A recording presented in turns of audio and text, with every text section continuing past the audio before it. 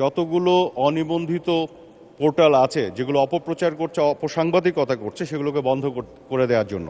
মাননীয় স্পিকার, আপনাকে ধন্যবাদ। ধন্যবাদ মাননীয় সংসদ সদস্যকে। বাংলাদেশ টেলিভিশনের ঝিনাইদহ উপকেন্দ্রটি হচ্ছে একটি রিলে কেন্দ্র এবং এখান থেকে কোনো অনুষ্ঠান ধারণ করা হয় না। বাংলাদেশ টেলিভিশনের কেন্দ্রীয়ভাবে সম্প্রচারিত অনুষ্ঠানসমূহ ঝিনাইদহ উপকেন্দ্র থেকে টেরেস্ট্রিয়াল সম্প্রচারের মাধ্যমে রিলে করে প্রচার করা হয়ে থাকে। ধন্যবাদ মাননীয় স্পিকার। ধন্যবাদ মাননীয় মন্ত্রী। মাননীয় সদস্য জনাব মোহাম্মদ আনোয়ারুল আজিম আনার, আপনি একটি সম্পূরক প্রশ্ন করুন। ধন্যবাদ মাননীয় স্পিকার। আপনার মাধ্যমে মাননীয় মন্ত্রী মহোদয়ের কাছে আমার জিজ্ঞাসা, ঝিনাইদহ রিলে কেন্দ্রটিকে সরাসরি সম্প্রচার কেন্দ্র করিবার কোনো পরিকল্পনা আছে কিনা? ধন্যবাদ মাননীয় স্পিকার। ধন্যবাদ মাননীয় সদস্য। মাননীয় মন্ত্রী। ধন্যবাদ মাননীয় স্পিকার। এই মুহূর্তে আমাদের কোনো রিলে কেন্দ্রগুলোকে কোথাও থেকে, ঝিনাইদহ বা অন্য কোথাও থেকে সরাসরি সম্প্রচারের কোনো পরিকল্পনা নেই। ধন্যবাদ মাননীয় স্পিকার। ধন্যবাদ মাননীয় মন্ত্রী। মাননীয় সদস্য কোহিজি কুদ্দুস, মহিলা আসন ৮, সম্পূরক প্রশ্ন করুন। ধন্যবাদ মাননীয় স্পিকার।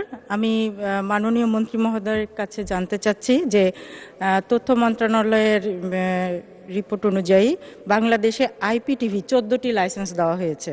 মাননীয় মন্ত্রী, আপনি কি বলবেন যে এই টিভিগুলো সম্প্রচারের ক্ষেত্রে কোনো নীতিমালা সরকার নিয়েছে কিনা? যদি না নিয়ে থাকে তাহলে কবে নাগাদ এই সম্প্রচার নীতিমালা প্রণয়ন করা হবে? ধন্যবাদ মাননীয় স্পিকার। ধন্যবাদ মাননীয় সদস্য। মাননীয় মন্ত্রী। ধন্যবাদ মাননীয় স্পিকার। মাননীয় সদস্যকে ধন্যবাদ। IPTV-গুলো এই মুহূর্তে অপারেশনে আছে, সম্প্রচারে আছে এবং এগুলো নিয়ে নীতিমালাও আছে। এবং গত কিছুদিন আগে আমি IPTV-র যে অ্যাসোসিয়েশন আছে তাদের সাথে বসেছি। যেহেতু একটি নতুন কনসেপ্ট, এই বিষয়গুলো নিয়ে কিছুটা ভুল বুঝাবুঝি আছে বিভিন্ন স্টেক হোল্ডারদের মধ্যে, সেগুলো নিয়ে আমরা কাজ করছি এবং এগুলো আরও এফেক্টিভলি যেন কাজ করতে পারে সেই ধরনের ব্যবস্থা আমরা খুব শীঘ্রই নিব। ধন্যবাদ মাননীয় স্পিকার। ধন্যবাদ মাননীয় মন্ত্রী। মাননীয় সদস্য জনাব মোহাম্মদ শফিকুর রহমান, রাজশাহী ২, সম্পূরক প্রশ্ন করুন। মাননীয় মন্ত্রী মহোদয়, আমার প্রশ্ন হচ্ছে, রাজশাহীতে দীর্ঘদিন আগে একটা পূর্ণাঙ্গ টিভি কেন্দ্রের জন্য রাজশাহীবাসী আন্দোলন সংগ্রাম করেছিল। তারই প্রেক্ষিতে একটি জায়গা অধিগ্রহণ করা হয়েছিল, একটা বিল্ডিংও করা হয়েছিল, কিন্তু সেখানে আজ পর্যন্ত কোনো পূর্ণাঙ্গ টিভি কেন্দ্র তৈরি হয়নি। আপনার কোনো পরিকল্পনা আছে কিনা এখানে পূর্ণাঙ্গ টিভি কেন্দ্র করার জন্য? একই সাথে মহান মুক্তিযুদ্ধে রাজশাহী বেতার কেন্দ্রে আপনার চাচা সহ কয়েকজন শহীদ হয়েছিলেন, তাদের স্মৃতি সংরক্ষণের ব্যাপারে আপনার কোনো পরিকল্পনা আছে কিনা? ধন্যবাদ। ধন্যবাদ মাননীয় সদস্য। মাননীয় মন্ত্রী। ধন্যবাদ মাননীয় স্পিকার। ধন্যবাদ মাননীয় সদস্য আপনার প্রশ্নের জন্য। আপনার প্রশ্নের প্রথম অংশের উত্তরটা এভাবে দিই যে আপাতত ঢাকা, চট্টগ্রাম যে কেন্দ্রগুলো আছে পূর্ণাঙ্গ কেন্দ্র এবং সংসদ টেলিভিশন যেটি আছে, আরেকটি যেটি আছে BTV ওয়ার্ল্ড স্যাটেলাইট চ্যানেল, এই 4টি চ্যানেলের বাইরে অন্য কোনো জেলাভিত্তিক বা বিভাগ ভিত্তিক কোনো সম্প্রচার কেন্দ্রের কোনো পরিকল্পনা তথ্য এবং সম্প্রচার মন্ত্রণালয়ে নেই। তবে আমরা এগুলো খতিয়ে দেখছি। যেহেতু বাংলাদেশ এমন একটি দেশ, এখানে সবাই আমরা একই ভাষায় কথা বলি, লোকাল ডায়ালেক্টের মধ্যে কিছু পার্থক্য আছে, হয়তো একই ধরনের ইউনিফর্ম সংস্কৃতির মধ্যে আমরা আছি। কাজেই বিভিন্ন জেলা বা বিভাগ ভিত্তিক সম্প্রচার কেন্দ্রের কতটুকু প্রয়োজনীয়তা আছে এটাও আমরা খতিয়ে দেখার চেষ্টা করছি। যেটি হতে পারে যে কেন্দ্রীয়ভাবে যে সম্প্রচারগুলো হচ্ছে সেগুলো বিভিন্ন জেলার ভিত্তিক প্রোগ্রাম বা কন্টেন্ট এই কেন্দ্র থেকে প্রচারিত হতে পারে, রিলে কেন্দ্রগুলোর মাধ্যমে গোটা বাংলাদেশের দর্শকরা সেগুলো দেখতে পারেন। আর আপনার দ্বিতীয় প্রশ্নের উত্তরে যাই, আপনি উল্লেখ করেছেন আমার চাচার কথা, এটি ঠিকই বলেছেন। উনিও ৭১-এর মহান মুক্তিযুদ্ধের শহীদ এবং ওনার সাথে আরও যারা শহীদ হয়েছিলেন তাদের নাম খোদাই করা আছে রাজশাহী বেতারের কেন্দ্রের মধ্যে একটি অংশে।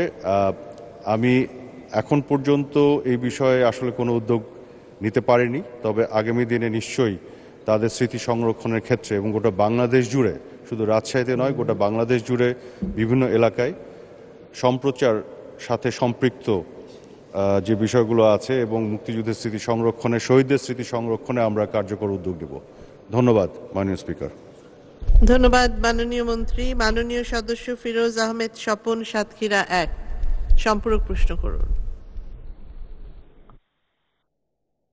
স্পিকার, আমার প্রশ্ন হচ্ছে যে সাংবাদিকতার পাশাপাশি অপসাংবাদিকতাও বাংলাদেশ ভরে গেছে। অনলাইন পত্রিকার নিয়মকানুন কি আমরা জানি না। অনিবন্ধিত অনলাইন পত্রিকার জ্বালায় আমরা অস্থির। এ নিয়ন্ত্রণের কোনো পদক্ষেপ আছে কিনা, এটি মাননীয় মন্ত্রী মহোদয়ের কাছে আমার জিজ্ঞাসা। ধন্যবাদ মাননীয় স্পিকার। ধন্যবাদ মাননীয় সদস্য। মাননীয় মন্ত্রী। ধন্যবাদ মাননীয় স্পিকার। মাননীয় সদস্যকে বিশেষভাবে ধন্যবাদ জানাতে চাই, একটি চমৎকার প্রশ্ন উত্থাপন করেছেন। এই বিষয়গুলো নিয়ে আমরা খুব নিবিড়ভাবে কাজ করছি। উনি যথার্থই বলেছেন যে বেশ কিছু ভুইফোর অনলাইন পোর্টাল ব্যাঙের ছাতার মতন গজিয়ে গেছে বিভিন্ন জায়গায়, এবং তারা সাংবাদিকতা নয়, অপসাংবাদিকতার চর্চা করে, অপপ্রচার করে এবং বিভিন্ন ধরনের সমস্যা তৈরি করে সমাজে।